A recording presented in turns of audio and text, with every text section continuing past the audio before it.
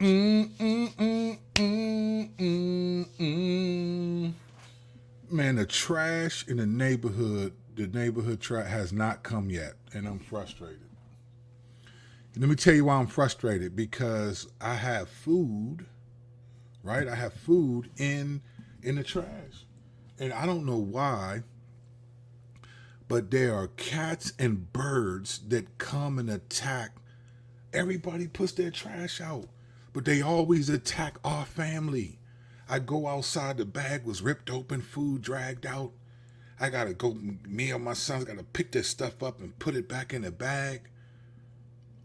Come get the trash, man. They're supposed to come in the morning, this afternoon. But I don't want to complain. Do everything without complaining or arguing, grumbling. Just don't feel like cleaning up trash. All right. Welcome to CNN. I'm your host, Kurt Kennedy. Let's go. And on this channel, we take no part in the unfruitful works of darkness, but instead expose them. All right. This went by fast. This is the end of the regular season of the WNBA. And for those of us who have enjoyed the season, in particular, Caitlin Clark and the Indiana Fever, watch them kind of grow. For those of us who have enjoyed that, we're glad because the season continues. You know, at one point, it wasn't looking like a postseason for the Indiana Fever. But the season continues.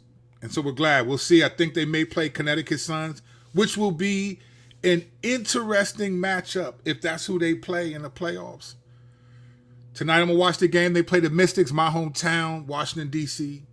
I'm not going to the game because I'm not playing because I'm still an NFL fan. I need to watch the Fever play and then switch to Thursday night football. You know, fantasy football is real. Jesus is real, but fantasy football is less real. But so, you know, we got to do both. So I've been paying attention as I like to culturally observe. I'm an observer of the culture. And the other thing that continues is not just the Indiana Fever season, but the Cait gate. It continues. It continues.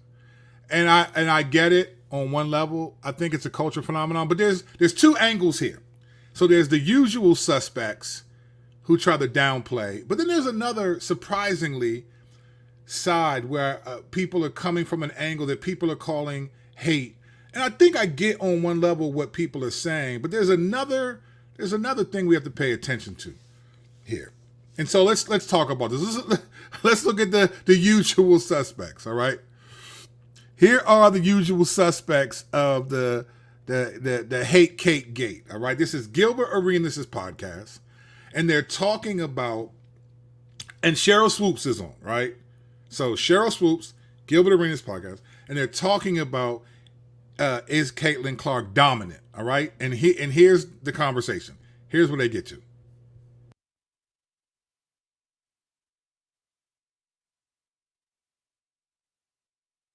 If we had a number, if we would have said, when we're talking about dominating with Caitlin Clark, what would those numbers have? What was the numbers? It would have been a scoring number. Exactly. Yeah. Right? Because of the high clip, shooting it. Right, right. We'd have been like, That's what she did. Do you consider 20 that's points what I per was saying game? when you said So it. you don't consider 20 points per game? So if her stats, when we're saying she won't do this in the W, she averaged 31.6, 7.4 rebounds, 9 assists, right? Did anyone expect her to do that in WNBA? Those three? No. Right? So she didn't do that. No. Now, if we say her stats are today, what? 20 points, 8.4 assists, 6 rebounds. That's crazy. But 5 That's crazy. Five Is point, that dominant? 5.6 Those are turnovers, hell of a too. number. Those are hell For of a a numbers. rookie. But to me, that's not Period. dominating. Yeah, it's only not dominating because she's a rookie. Now, if No. Yeah, so because if she's putting up numbers like Asia right now, would she be dominating? yes. So it's about Yeah. the numbers.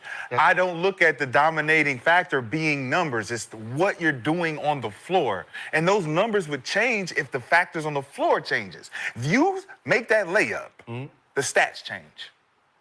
If you swing, I get a layup, stats change. These are factors on the floor that we don't get to see because we're glorifying the stat. if we have All right. So many people are saying that this is again Cheryl Swoops hating on and Gilbert Arenas joining her saying that's not dominating her point. And Rashad McCants is basically saying, well, it's because you're focusing on the numbers. 20 points, this and that, okay. But he makes a good point. When the moderator reads the stats and he says that's crazy. And then Cheryl Swoop says, no, those are good numbers, but that's not dominating, right? And then he says, yeah, because it's a rookie. And then they say, if she had Asia Wilson's numbers, would it be down? And they were like, yeah, okay. So he said, that's the number. And he says, I don't go by the number. This is the problem. This has been the problem with the Hate Cait Gate, right? It's the goalposts keep moving. And this is why many of us, you're just trying to insult our intelligence. Now, in terms of the word dominating, right? The definition could be subjective to you. So if you think she's not dominating because she's not averaging 27 a game, that's fine. All right? That's fine. That's on you. But you have to understand something about scoring averages, right? Scoring is essentially an average of all the games and minutes that you've played and how many points you accumulated, how many rebounds, how many assists, how many steals. In 39 games, right? Now, we know the first 10 or 11 games of the season were very difficult for her. They were like 1-8 at one point, and it was a challenge. Kelsey Mitchell wasn't there, and it was easy to key in on Caitlin Clark. I mean, they had double teams. I mean, we know Lexi that plays for the Los Angeles Sparks on this same show, on Gilbert Arenas' show, would say that, look, she's the top of the scouting report.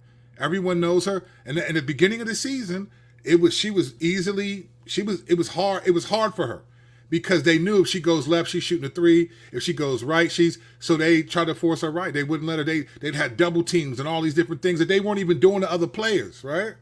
Everyone knows that. Like, that's established, right? So the first portions of the season, her scoring average wasn't that great. She had to focus on assists because they did not want her to score. They did not want the Iowa Caitlin Clark that Gilbert Arenas read the stats of 31 points a game. They didn't want her to score. They didn't. I'd be curious because if Gilbert Arenas is reading her stats, he didn't say what, is that a 4-year average where there's a ton of games, or is that just one season, 1 year, right? Because even in college, you can have, if you go to the NCAA tournament, you almost play the same amount of games as a regular season game in the WNBA. So Gilbert Arenas didn't give the average of how many, what are those 31 points? Is that her college career? Well, then that's 4 years of her playing college, right? But you scoring averages, all the things that come together, they all are a result of how many games you've played. So we all know that the first quarter of Caitlin Clark's season, they were just rocking her. She was getting hit hard. They were doing all this stuff. The Indiana Fever weren't in sync. They were trying to figure out how to her and Aaliyah Boston play. And then Femi Tagban, she came, and then and all these different changes. They had all these different, Katie Lou Samuelson was playing a lot. Now she's not playing. They were figuring it out, right? They're figuring it out. Then Kelsey Mitchell comes back, and they start working together. She's cooking, and now you got to worry about Kelsey Mitchell, and then Caitlin Clark's assists are starting to mount up, and now you got to worry about who she's passing the ball to. So now those double teams aren't working as much as they used to, and now she's able to score. She didn't have her shot. She was tired coming in from the NCAA tournament, right? Her legs were tired. She didn't have her shot wasn't falling. She was missing a lot of three. We get it. We watched that develop, right? Watch it develop. But it's been clear since the Olympic break. Like right before the Olympics, she started to kind of shine, but it was more her assists were coming up. Then you get to the All-Star game, and the WNBA All-Stars beat the Olympic team, right? And then after that, couple weeks off, the Indiana Fever have by far, bar none, along with the Minnesota Lynx, have been the hottest teams in the league, have been the best teams in the league, cooking.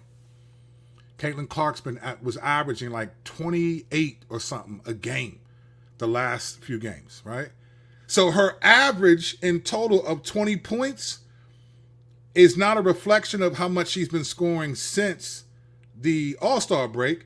They got to take when she was only had 11 points or 12 points and 8 points. At the beginning of the season, it all comes together. So saying that she's only averaging 20 is true in the number sense, but when you're talking about dominance, if you only look at the average and compare averages, it's misleading. I think Rashad McCance's point of her being a rookie, that makes the point subtly, but it's not her being a rookie. It's all the attention that this rookie got because they know she's a baller, right? She got special attention from all of the other teams. Not only did she get special attention on a defensive level, but all the other teams, their top scorers were going crazy because they knew, oh, wow, when we play against them, we got to move to the NBA stadium. So now they want to show out for their fans because they want their fans to come. Listen, every team wants to play in front of a sellout crowd. Every team does. Who doesn't? What athlete is like, hey, I just want to play in the gym with my family watching.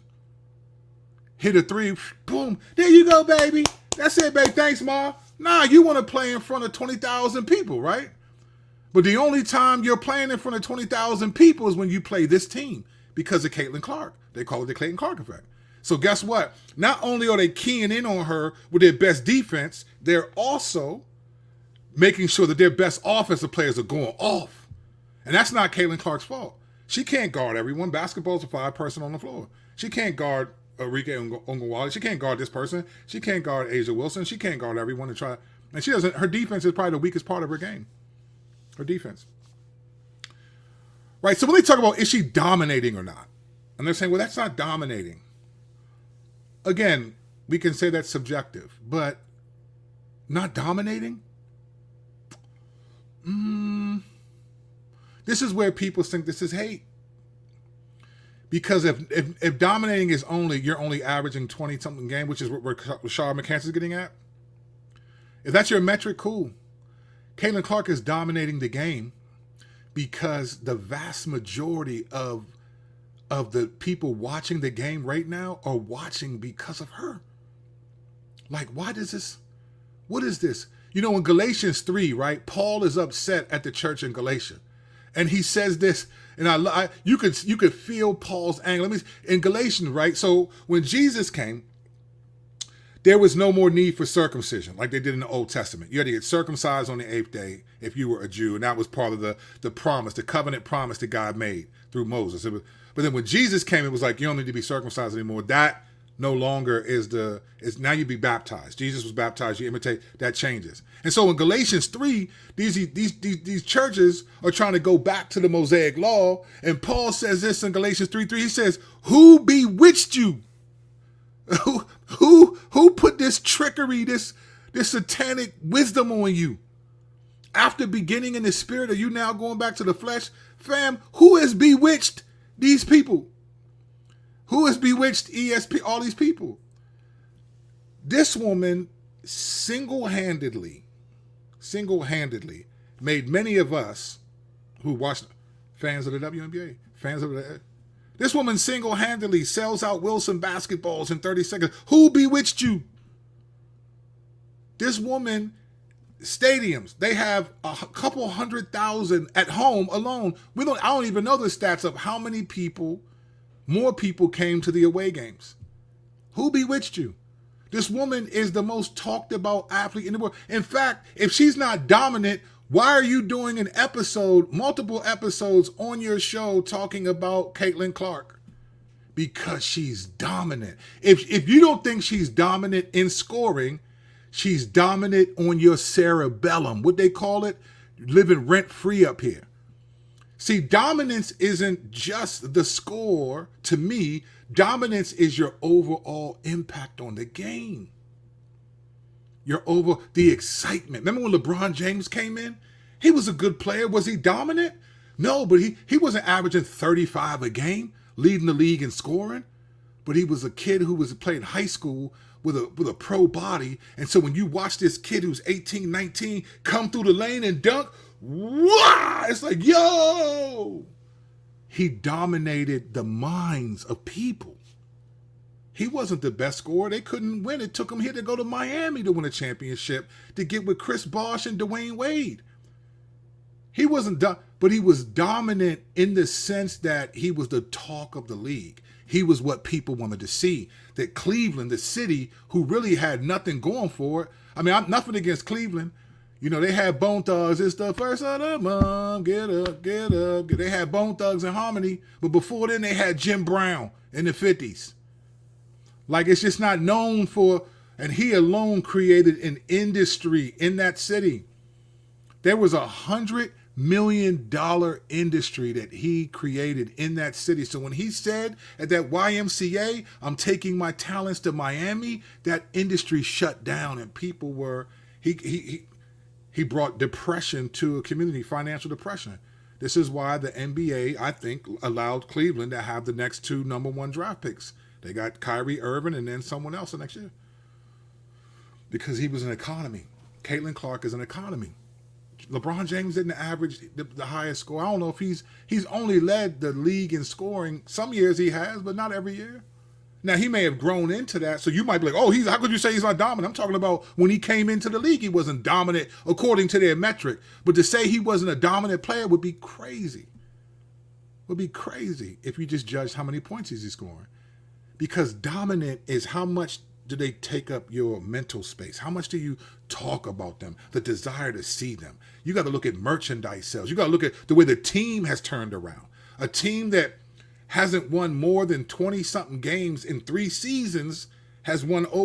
Tonight, if they win 21 games, it'll be 21-19. They haven't even had since like 2015, 2016. It's been almost 9 years. She's the talk of the league. She's breaking record after record after record. We went through a couple videos. How is that not dominant? This is where the hate Cait gate comes in. She's not dominant because of what? She's dominant in your mind because you can't stop talking about her. She's dominant. This is the kind of stuff that I think, like, I just laugh at. I laugh at because, again, I'm a believer. I'm a person of truth. And I think the Lord uses this type of stuff to help people realize that they are not living in truth. And so now I want to take you to a different video. This one's slightly different. This is some hate Cait gate from a different angle. And I understand what this person's saying, but I'm going to tell you why it's not hate in the way that people are describing it as hate, but it's hate in a certain way. But let's look at, we're going to listen to Renee Montgomery, who is a co-owner of the Atlanta Dream. Now, keep in mind as I tell you that hate Cait gate continues. Keep in mind, remember this phrase. I think a lot. Now, I don't know if what she's saying qualifies as this, but I think Cheryl Swoops and others who have been negative, right? I don't know who has bewitched ESPN. I don't know what's happening to them folks. The people keep saying they're woke. No. ESPN is asleep. They're not woke. They're asleep. Them folks, man, listen, they long blinking over there. You know how when you ever be somewhere where you're not supposed to be asleep, you might be in church listening to my sermon. You know how when you just tired and you just be like, that's a long blink. That's a long blink. When I was in elementary school, there was this teacher named Miss Gwen. I mean, I think her life, I think everything she saw was like stop motion because all she did was just blink like this. I don't ever remember her not blinking. She would blink this fast, faster than this. And when I do this, everything feels like stop motion. Boop, boop, boop, boop, boop. It's like I'm breakdancing when you just boom, boom, boom, boom. She was blinking. ESPN is sleep. They long blinking on Caitlin Clark. It's ridiculous. But I digress. But let's listen to this owner. Atlanta Dream co-owner. Here's her perspective on what she calls Caitlin Clark fans. Listen to what she says here. And tell me if you think this is hate. I don't know if this is hate. Tell me if you think this is what's happening. Hold on one second.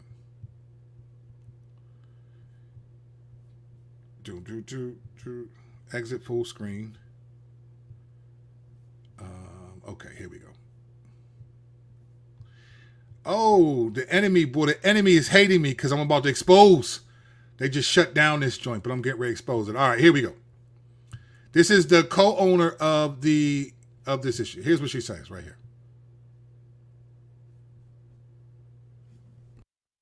Not be a representation of what the WNBA would want in their league. This is our league. This was built, like, I feel like as a women's basketball historian myself, I've been watching since I was 5. I was here before the league started, as a lot of the fans on social media feel the same.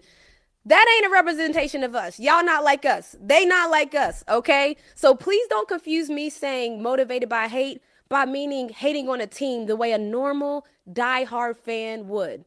For instance, let me just give you some examples. A die-hard Falcons fan can hate the Saints, but they would be going a little bit too far if they created nude AI pictures of Saints players and then sent them to the Saints players' families. That's what Caitlin stans have done to Angel Reese. A die-hard Tennessee Vols fan could have hated our UConn Huskies, but they would have been going way too far if they sent death threats to the UConn players. And that's what they've done. That's what Caitlin stans have done. A die-hard Celtics fan could hate the Lakers. And you know what? If we being honest, that Celtics fan base has definitely gone too far with some of their racist remarks and their treatments of players. It's not okay. It's okay to be a hater in sports.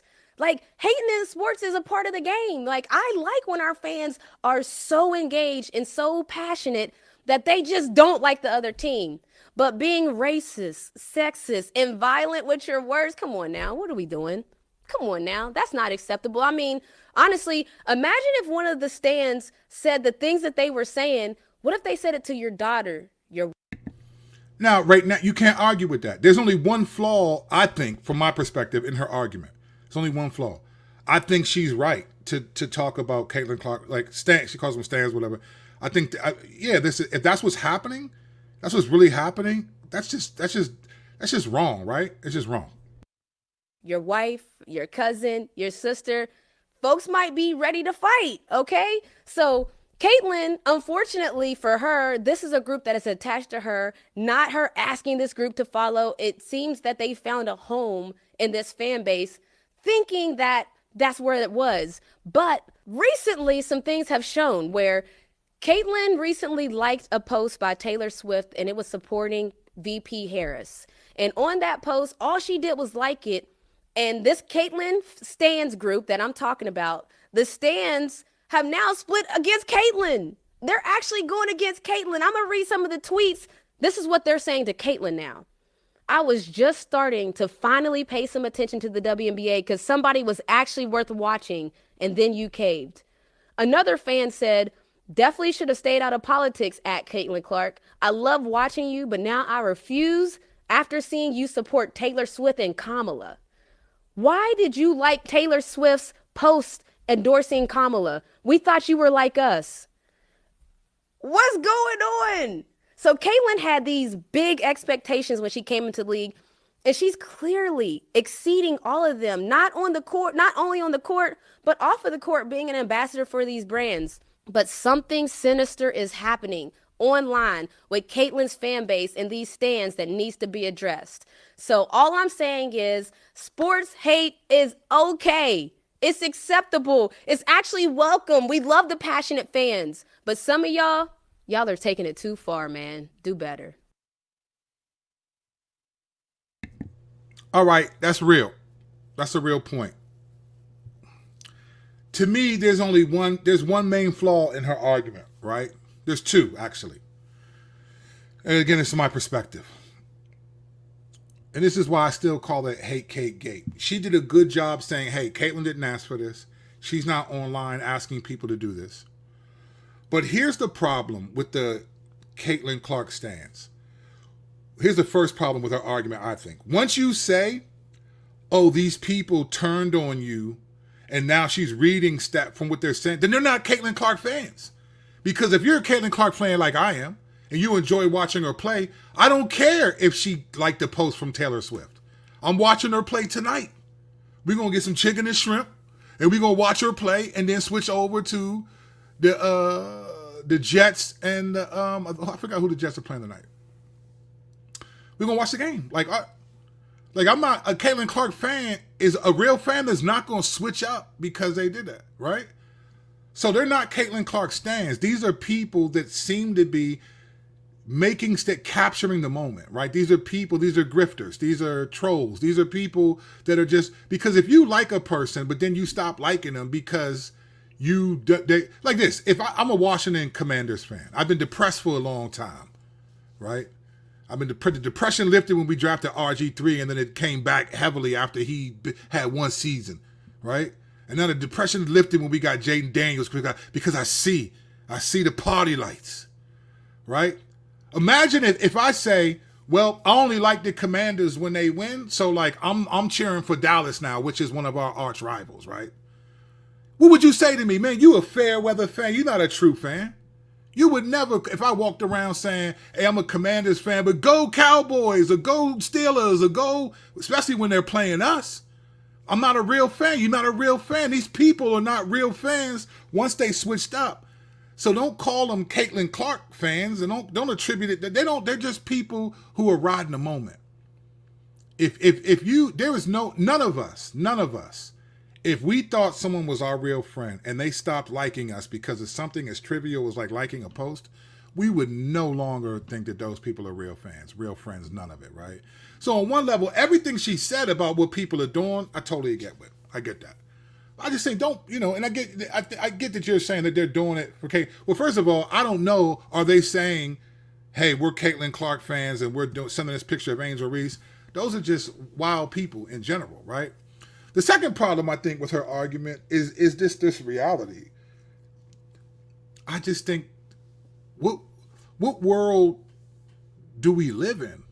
Like, people got fired up in Black Lives Matter marches and ran into Walmarts and stores and looted them, right? I remember this one security guard, an old black man, they killed that dude.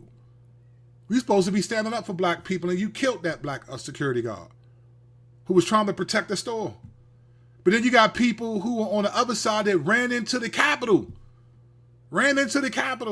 Like, we got people who, when your sports team wins the championship, they will loot the streets. I've seen hockey fans tear the street up when their teams win the Stanley Cup. These white people, ain't nobody black watch hockey. Not like that, because first of all, we are tropical people, right? That's why you don't see the real black people. The people that are black in hockey are from Canada. They are a different kind of black. We tropical people. We don't even watch hockey. These people would litter the streets, tearing it up, flipping over cars, lighting stuff on, just because your team won the championship. It's the nature of humanity to be this evil, this wicked, and to use opportunities to be self-serving. Let's be clear. Wasn't nobody running up in Walmart and Target and all these stores and snatching TVs because a cop shot a black dude? Did you take the TV and sell it and then get the proceeds to the family? No, people are opportunists. We're opportunists. People are opportunists. Cheryl Swoops I think her hate is she's opportunist. People are opportunists. We're going to do things to serve our own needs, our own cravings. Nobody looted for the sake of the people that got shot. Black Lives, them people was looting because they was angry, and they was really angry because they wanted that large screen TV and they couldn't afford it. But now, in my rage, my selfish ambition is revealed. Them people that ran up in the Capitol, you didn't just do that because you thought that that's the best way to get democracy. They had up signs that said, kill Mike Pence. Mike Pence is an actual conservative. Trump isn't. That's why Mike Pence this year said, I cannot endorse Donald Trump, because he's not true to the game. That had nothing to do with like caring about the country, right? This is the plight of humanity. This is why Jesus came, because we'll do wild stuff like that just because we try to hide behind causes. These people aren't Caitlin Clark fans, and her concern is like, these aren't about Caitlin Clark fans and the WNBA fans and they're like us. No, this is bigger than that. This is a humanity problem. This isn't a Caitlin Clark fans problem. This is why we need Jesus, because we need someone objective to teach us how we are supposed to carry ourselves, how we're supposed to act. we can't blame, like, this is the world we live in. I accept, listen, every time I do a video, I expect some comments to be wild, no matter what I say. It's the culture we live in. Listen, people, social media, if it's done nothing else, starting with MySpace. I remember back when MySpace came out. MySpace was the first time, if you were a musician, if you were a band or a rapper or whatever, MySpace was the first time that social media, you could upload your own music and get fans based on that. It was like, whoa, like before that, it was hard to get noticed. You sending demo tapes to record labels and going to music festivals and trying to get seen and fun. But then you got this, then all of a sudden now you can make people come to your watch, and people got famous from that. And it developed. Social media has given the ordinary person a platform. And when you give a lot of people a platform, you're going to get a lot of people doing wild stuff because they can. That's the nature of humanity, right? We define good and evil on our own apart from God. So Jesus came to remind us what good and evil according to God looks like. And he got punished because for all the people who define good and evil on their own. And so this is what the Christian life is about. We're trying to remember to live according to God's definition of good and evil in a world that lives according to its own. What she described was people living according to their own definition of good and evil that has nothing to do with Caitlin Clark. It has to just do with who humanity is, humanity apart from God. And then even people who profess to believe in God still do it on their own. We see many pastors and teachers and all this stuff that just be wilding. So again, the hate Cait gate will continue. I hope they play the Connecticut Sun in the playoffs because that's going to be a matchup because of Dejanay Carrington, her vocal hate against Caitlin Clark. And then that she's also Melissa Smith's girlfriend, which is going to make for a wild situation. I'm here for it. I love 23, Jordan, bang with LeBron. I bang with 22, Caitlin Clark, CC. And many of you would know this, but when I grew up, my name is Curtis, my middle name is Charles. I grew up, in my old hood, everybody called me CC growing up. That's how that was. If I run into somebody who grew up and they're like, hey, CC, what's up, man? They're gonna remember because that's who I was as a kid, CC. And now that's who she is. She likes me.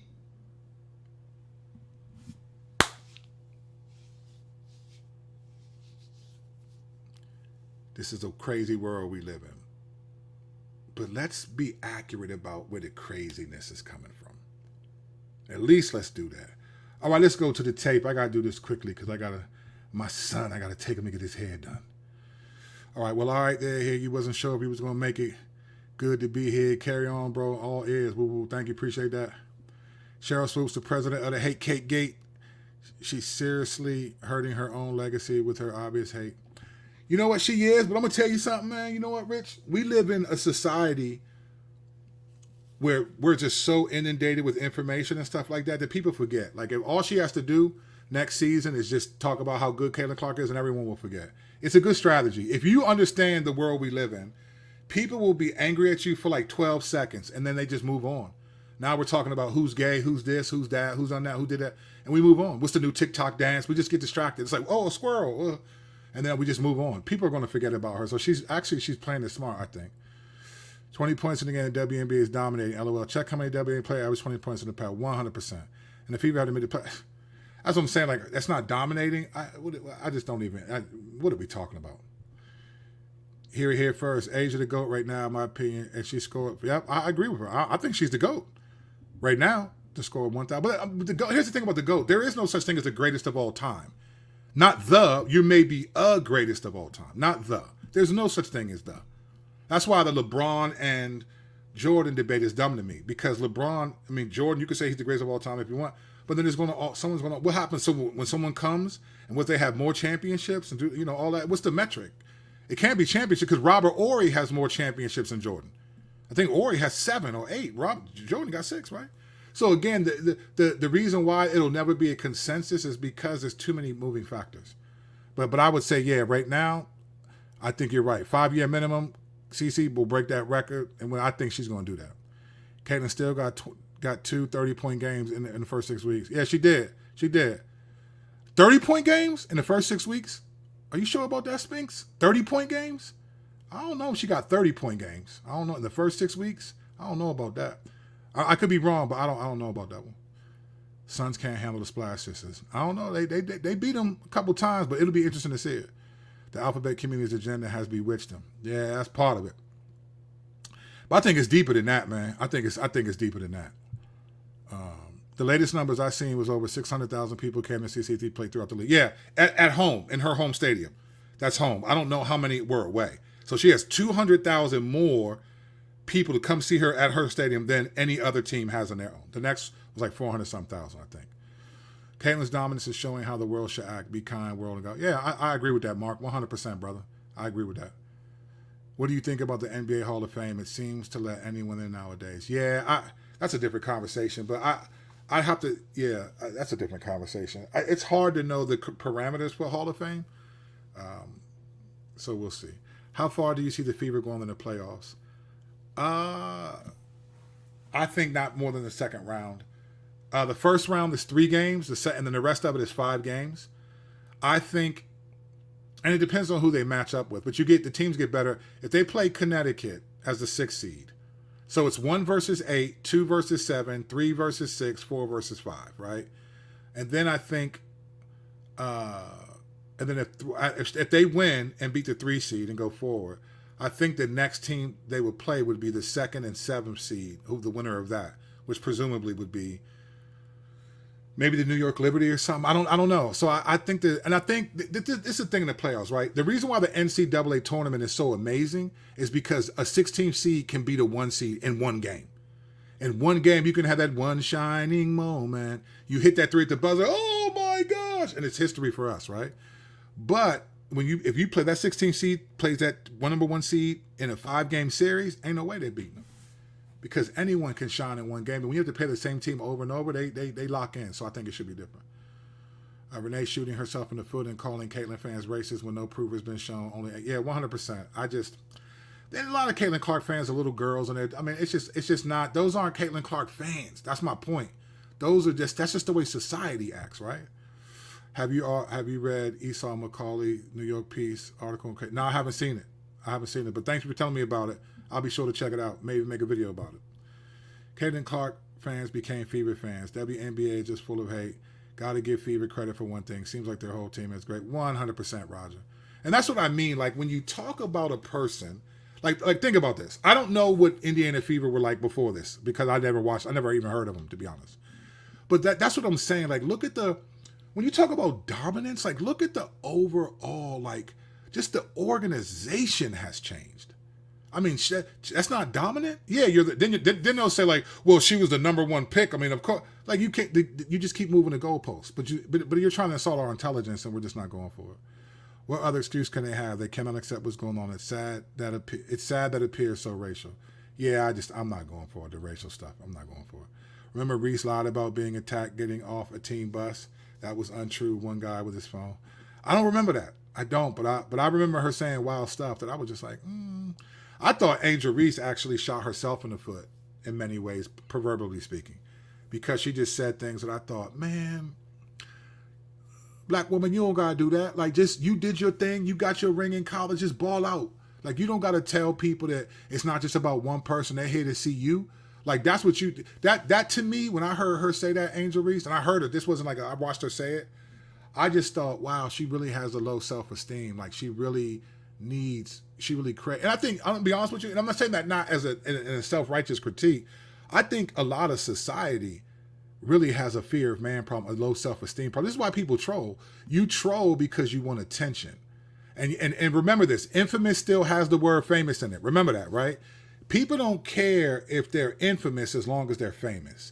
So you'll be a troll and be okay with it because infamous still has the word famous in it.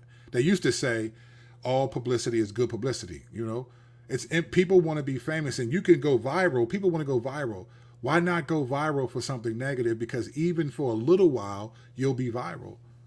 Shannon Sharp just had that leaked sex tape that he just did. He sold all this. People are saying it was staged now, and it might have been. He sold all this merch and all this stuff happened as a result of it. Like people just in general, we crave community. We crave attention. You know, when I was locked up, the most difficult thing about being locked up is if you go into isolation. You know why? Because in isolation, you're in the hole, you're by yourself. And we're not created by God to be alone. This is why if you're the people who are the most oppressed are the people who feel the most alone. So trolls, all these people, you just see like my desire for community connection and approval. And I think Angel Reese demonstrated that from the moment she got in the league. And I personally believe that's what the stat padding was about with the rebounds and stuff. And I think that's what destroyed the Chicago Sky, this team. They were trying to give her compete with Caitlin Clark's stardom, and it just wasn't happening. Richard, if the Fever can won the third game at home, would be a lock. Yeah, it could be. People have died from false accusations without substantiating these accusations through history. Most notably, 100%. 100% is dangerous. It's dangerous. Social media is an accelerant for our ignorance. 100%. Well, social media exposes the heart. It exposes the heart. You are what you tweet, right? When the disciples told us, they said, "Lord, do you want us to call down fire from heaven?" But 100%. I think that's the Christian culture we live in. It's just like, Lord, the Christian culture we live in is more Jonah than Jesus. You know, instead of going out to see the world as a mission field, Jonah saw it as a battlefield and wanted the Lord to destroy him, and he didn't. And that's what a lot of believers in modern day America, Christians, think.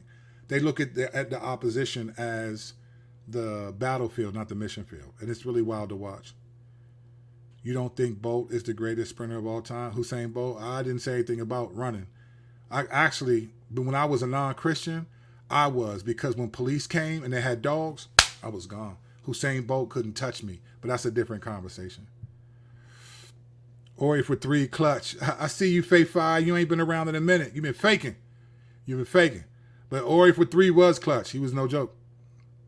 Keep pastors and elders in prayer. Kurt, it's serious out here. 100%, fam. It's real serious. I can relate. Indiana has more TV viewers total this year than the entire WNBA last year. Thank you, Nike Rawhide. That's not dominance. Now, as a believer, I don't believe in coincidence. I believe in providence. So I see that's providence. That's not dominance. That's what I mean. Like, what are the metrics? The metrics are just how many points you're scoring.